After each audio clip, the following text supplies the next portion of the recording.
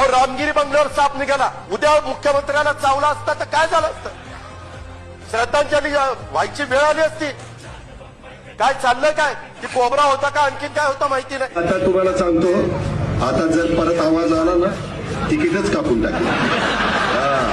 अजित पवार म्हणतात मला बाद झाला लाड, आवाज करायचा नाही. आधी तर तुमच्या ते गिरीश महाजन म्हणले आता बारामतीलाच ये, बारामतीला दाखवतो.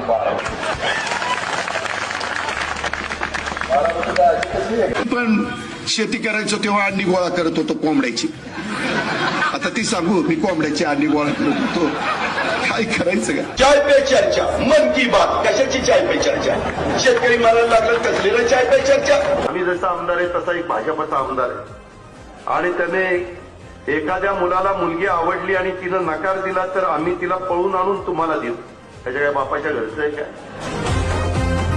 ती विजय शिवतरे तर काय पोपटासारखा मिठू मिठू मिठू बोलायला लागला.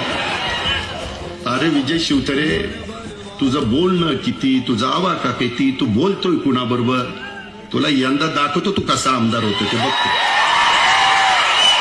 अख्ख्या महाराष्ट्राला माहितीये, मी जर एखाद्याला ठरवलं आमदार नाही करायचं तर कुणाच्या बापाला ऐकत नाही. मी आणि माझा चुलता ह्याच्यात जमीन आसमानाचा फरक आहे.